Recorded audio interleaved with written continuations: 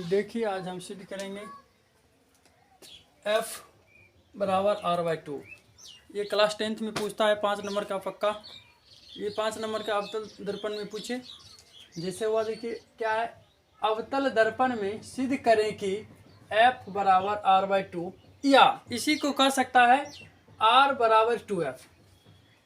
R बराबर 2F। यहाँ पर क्या है, पहले F बराबर R/2 या R बराबर 2F, इस प्रकार से अवतल दर्पण में पूछ रहा है। तो देखिए सिद्ध कैसे करेंगे, पहले चित्र में समझिए। चित्र में क्या है, ये जो है चित्र में देखिए M से लेके N तक ये क्या है, ये पूरा का पूरा क्या है, अवतल दर्पण है। पूरा क्या है, अवतल दर्पण। क्योंकि ये बाहर से जब कलर किया हुआ है, बाहर से कलर करने का मतलब हुआ अवतल दर्पण। क्योंकि इसका जो है परावर्तक सतह अंदर की ओर क्या होता, धसा हुआ। तो ये अंदर की ओर क्या है, धसा हुआ है, इसलिए क्या है, ये अवतल दर्पण। तो अवतल दर्पण में देखिए ये P से लेके C तक जो बिंदु ये जाता है, मिलाने वाली रेखा, इसको हम प्रधान अक्ष कहते हैं। क्या कहते हैं, प्रधान अक्ष। तो ये क्या हुआ, प्रधान अक्ष हुआ। तो प्रधान अक्ष जैसे यहाँ पर P है, तो P का मतलब क्या हुआ, P का अर्थ हुआ ध्रुव है, F मतलब फोकस हुआ, और ये C मतलब वक्रता केंद्र हुआ। तो देखिए इसमें क्या होता है, अब अवतल दर्पण में कभी भी प्रधान अक्ष के, किसके, तो प्रधान अक्ष के, तो देखिए ये प्रधान अक्ष के समानांतर जो किरण जा रही है, इसको कहते हैं आपतित किरण। कौन सी किरण, आपतित किरण। यानी प्रधान अक्ष के समानांतर जो ये किरण जा रही है, आपतित किरण। और आपतित किरण जो कि दर्पण से टकराने के बाद ये जो है फोकस से होके जाती है, किधर से होके, फोकस से होके आ रही है।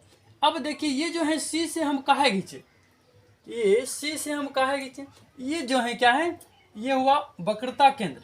तो C से खींचने का मतलब ये क्या हो गया, लंब। कभी भी पता है, यानी ये प्रकाश के परावर्तन के कितने हैं, 2 नियम होता है। तो पहला क्या होता है, देखिए आपतित किरण और परावर्तित किरण, पहला तो दोनों को एंगल जो है क्या होते हैं, बराबर।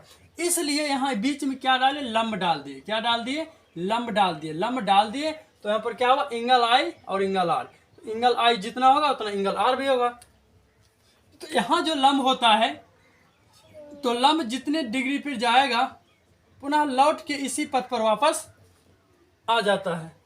अब आइए देखिए यहाँ पर क्या है। सबसे फर्स्ट में चित्रानुसार टोटल कुछ यहाँ पर लिखे, चित्र में क्या क्या है, नहीं है वो सभी।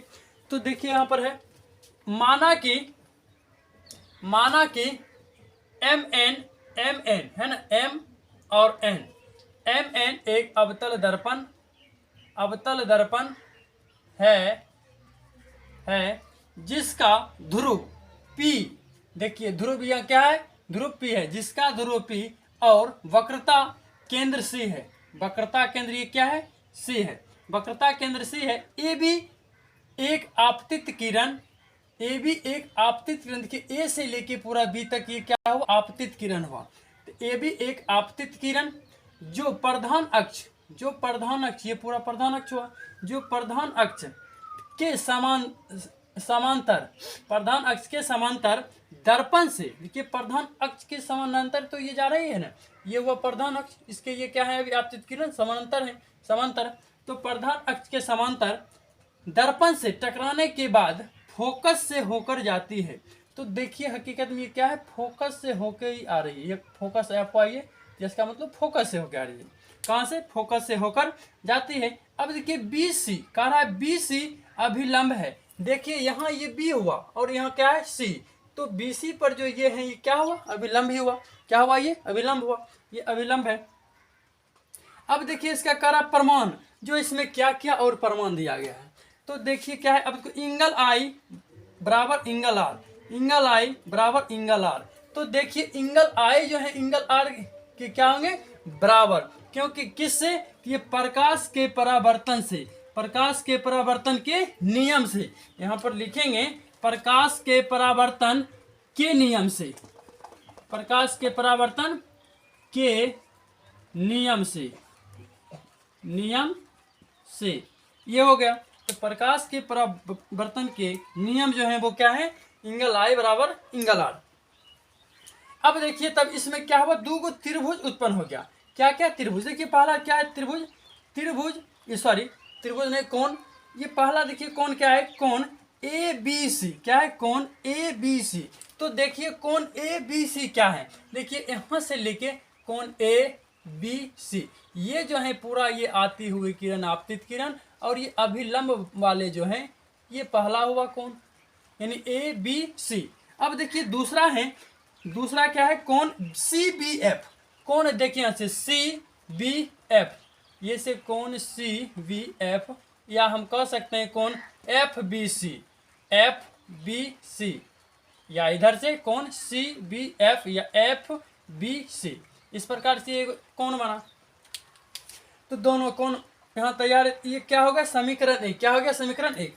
अब देखिए आगे क्या है, इंगल आई बराबर इंगल सी। अब ये देखिए कैसे हुआ, इंगल आई बराबर इंगल सी कैसे हुआ, तो इंगल सी कहाँ है, इंगल सी यहाँ हुआ और इंगल आई ये है। देखिए कभी भी मैथ में पढ़े होंगे क्या, इस प्रकार से दो समानांतर रेखा जा रही है, इसको अगर तीसरी इस प्रकार से काटते हैं तो क्या होता है, इसके दोनों एकांतर कोण क्या होते हैं, बराबर क्या होते हैं, ये दोनों का दोनों क्या होते हैं बराबर, इस प्रकार से क्या होते हैं बराबर।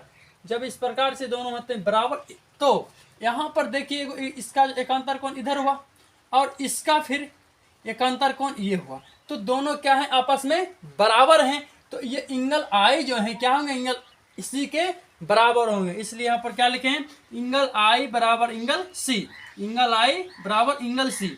अब देखिए फिर इंगल आई बराबर इंगल सी जब आ गया, अब फिर से कौन हुआ, कौन ए बी सी, देखिए कौन क्या हुआ ए बी सी, उसके बाद क्या है बराबर इंगल बी सी एफ, देखिए क्या है बी सी एफ, एक बार इधर से बना और फिर एक बार इधर से बना बी सी एफ। अब देखिए इसमें क्या है, हाँ बी सी एफ में ये देखिए, अब ये जो है समीकरण एक और ये हुआ समीकरण दो, तो समीकरण एक जो है और समीकरण दो दोनों में देखिए क्या है, ये इंगल ए बी सी और इसमें भी इंगल ए बी सी। इसमें क्या हुआ, कभी भी मैथ में क्या होता, अगर एल एच एस बराबर है तो आर एच एस भी बराबर हो जाता है। ये क्या हुआ इस तरफ का L H S, L H S क्या है, एल एच एस क्या है दोनों बराबर, तो आर एच एस भी क्या हो जाएगा बराबर। इसलिए देखिए आर एच एस ये जो है दोनों का इस तरफ का कट जाएगा, कट जाएगा तो क्या होगा, तब देखिए क्या बचा इंगल ये सी बी एफ, इंगल क्या बचा सी बी एफ यानी सी बी एफ, और ये angle B C F, angle B C F. यहाँ तक समझने में किसी को दिक्कत नहीं। देखिए यहाँ पर क्या होगा, मेन चीज कहता है ये दोनों जब आपस में क्या है बराबर, एल एच एस बराबर तो आर एच एस भी बराबर, इसलिए इंगल सी बी एफ यहाँ लिखे equal to angle B C F लिख दिए, ये दोनों आपस में कट जाएगा बराबर। अब देखिए आगे क्या हुआ, जब ये दोनों कट गया तो यहाँ पर एक त्रिभुज का क्या हुआ निर्माण। यहाँ पर जैसे देखिए ये इंगल जो है आई इंगल सी के क्या है बराबर, इंगल आई इंगल सी के क्या है बराबर। अगर कभी भी दो कोण आपस में बराबर हो तो वो समद्विबाहु त्रिभुज का निर्माण करता है। जैसे देखिए यहाँ पर दो को आपस में क्या है बराबर, इंगल आई जो है इंगल सी के बराबर है, तो यहाँ पर देख लीजिए कोण जो है दो को, ये कोण सी और ये कोण आर, दो को क्या है आपस में बराबर, कोण सी और ये कोण आर आपस में क्या है बराबर। अगर देखिए दो गो कोण आपस में बराबर हो तो दो गो आमने सामने की भुजा भी क्या होती बराबर। जैसे देखिए ये कोण के बराबर ये हुआ और ये कोण के बराबर ये हुआ, इस प्रकार से। तो इसलिए यहाँ से लेके इस प्रकार ये देखिए ये ऐसे, यानी ये पूरा क्या होगा एगो समद्विबाहु त्रिभुज का निर्माण हो गया, यानी बी सी एफ या एफ बी सी ये सब क्या हुआ एगो समद्विबाहु त्रिभुज का निर्माण हो गया। तो देखिए इसलिए हम क्या लिखे त्रिभुज बी सी एफ त्रिभुज क्या हुआ बी सी एफ, त्रिभुज बी सी एफ एक समद्विबाहु त्रिभुज है। ये क्या है एक समद्विबाहु त्रिभुज है। अब देखिए इसलिए इसमें क्या हुआ, यानी B F equal to C F. तो देखिए बी एफ कहाँ है, ये जो है बी एफ सी एफ क्या है बराबर, ये क्या हुआ बी एफ बराबर सी एफ, बी एफ बराबर सी एफ, तो बी एफ बराबर सी एफ। ये समीकरण अब 3 हो गया, ये समीकरण 3 हो गया। तो आगे फिर देखिए क्या है, अब जैसे ये समबाहु त्रिभुज बन गया, तो यहाँ पता है, यहाँ से देखिए कभी भी दर्पण के ध्रुव से क्या होता है, इसकी दूरियां मापी जाती है। कहाँ से? दर्पण के ध्रुव से। तो ये क्या हुआ? दर्पण के ध्रुव। ये क्या हुआ? दर्पण के ध्रुव। तो दर्पण के ध्रुव से कभी भी दर्पण की फोकस मापे या इसका वक्रता केंद्र या आर माने, सभी का सभी कहाँ से होगा? दर्पण के ध्रुव से मापी जाएगी। अब देखिए क्या हुआ, यहाँ P से F तक की जितना दूरी है, क्या उतना ही ये B से F तक की दूरी है? ऐसा है? ऐसा नहीं है अभी, क्योंकि देखिए ये पूरा एकदम सीधा है, लेकिन ये थोड़ा तिर्यक गया, तो इससे ये क्या हो जाएगा? बड़ा। इससे ये क्या है? बड़ा हो जाएगा। बड़ा जब हो जाएगा तो हाँ, ये चित्र में है, इसमें लगता है बड़ा है, लेकिन मानते हैं इसमें क्या, देखिए ये जो है बिंदु बी जो है पी के क्या है, बिल्कुल नजदीक अगर कर देंगे, समझिए इसको हम उठा के इस प्रकार से ऐसे हम नजदीक कर देंगे, तो क्या दूरी समानन होगा? दूरी क्या हो जाएगा? बिल्कुल समान। इसलिए यहाँ पर लिखेंगे हम ये चित्र के अनुसार, जो बिंदु P जो है P के बिल्कुल क्या है? करीब। P के बिल्कुल क्या है? करीब है। तो यहाँ पर हम दिए लिख, बिंदु B P के बहुत नजदीक है। बिंदु ये B जो है P के क्या है?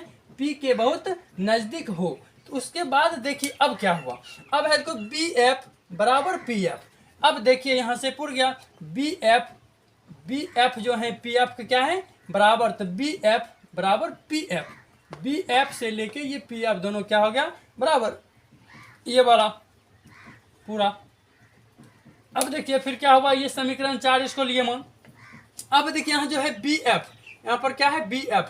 तो देखिए ये BF जो है, ये BF के स्थान पर ये पहला जो है, देखिए BF इक्वल टू PF। अब देखिए यहाँ पर क्या है, समीकरण 3 में और समीकरण 4 में BF और BF LHS दोनों क्या है? बराबर, तो RHS बराबर। तो इधर देखिए अब ये तो कट गया, तो क्या है इधर बचा हुआ? PF। क्या है बचा हुआ? PF। यहाँ पर क्या हुआ? PF, और इस समीकरण में CF। कोनो दिक्कत है यहाँ पे? यहाँ क्या है, समीकरण 3 और समीकरण 4 में BF और BF क्या है? बराबर। तो ये दोनों समझिए कट जाएगा, LHS बराबर है, RHS भी बराबर। इसलिए ये क्या हुआ, ये PF, ये जो है PF समीकरण 4 वाला बचा, और ये CF बच गया। अब देखिए P से F, यहाँ P से जो F तक की दूरी है, ये P से F तक की दूरी है, इसको क्या चीज हम मानते हैं? F मानते हैं। P से F तक की दूरी क्या हम मानते हैं? F। तो PF के स्थान पर हम F लिख लिए। PF के स्थान पर क्या है? F मान लिए, क्योंकि P से F तक की दूरी को F ही कहते हैं, यानी फोकस दूरी। तो P से F तक की दूरी F हुआ, इसलिए यहाँ पर क्या हम P से F तक की दूरी डायरेक्ट F मान लिए। अब देखिए यहाँ है CF, तो CF कहाँ है? यहाँ है CF। तो CF है, हमको अगर P से बिल्कुल C तक लेंगे, समझिए यहाँ पे जैसे हुआ ये C से लेके F तक, कह रहा है C से F तक, यहाँ है CF। तो C से F तक जो है, इसके यानी ध्रुव से लेके वक्रता केंद्र तक में मात्र आधा पर है। कितना पर है? आधा पर। और ये पूरे का, ये समुच्चय का नाम क्या होता है? R, क्योंकि P से लेके C तक की दूरी को R कहते हैं। क्या कहते हैं? R। क्या कहते हैं? R। क्या? R। क्यों जो है P से लेके C तक की दूरी क्या हुआ? R। इसलिए समझिए अगर P से C तक की दूरी पूरा R हुआ, तो लेकिन ये R से तो यहाँ से यहाँ तक P से C तक की दूरी है, लेकिन ये जो है F से मात्र C तक है, क्योंकि CF है, CF। तो ये R के क्या है? ये आधा ही हो जाएगा ना, क्योंकि ये तो पूरा छुटा हुआ यहाँ तक तो है नहीं, मात्र ये क्या हो जाएगा? आधा। आधा का मतलब क्या होता? बटा 2। क्या होगा? जाएगा बटा 2। क्या होगा? बटा 2। ठीक है। तो अब देखिए, इसीलिए हम यहाँ पर क्या लिखे? P से C तक की दूरी, बिल्कुल P से C तक को हम क्या लिए मान? PC। इसको क्या कर दिए? आधा। क्या कर दिए इसको देखिए हम आधा कर दिए, अब आधा गया हो। अब देखिए फिर यहाँ पर क्या हुआ, F तो F हुआ, F लिए। अब देखिए P से C तक की दूरी टोटल क्या हुआ? R। तो R लिए मान। अब नीचे में 2 है तो 2, तो देखिए क्या F बराबर R/2 प्रूव हुआ? यही चीज कह रहा एफ बराबर आर बाई टू। अब इसी को कहेगा आर बराबर टू एफ, तो देख लिए सिंपल है, इधर जो है एफ, तो एफ लिए बराबर, अब देखिए है टू, इधर क्या चीज में भाग में उल्टा पीछे आ जाएगा तो गुना में आएगा, तो ये क्या हो जाए टू एफ बराबर आर, यानी क्या हो जाएगा आर बराबर टू एफ। क्या किसी को समझने में कोई दिक्कत नहीं है? ये इस प्रकार से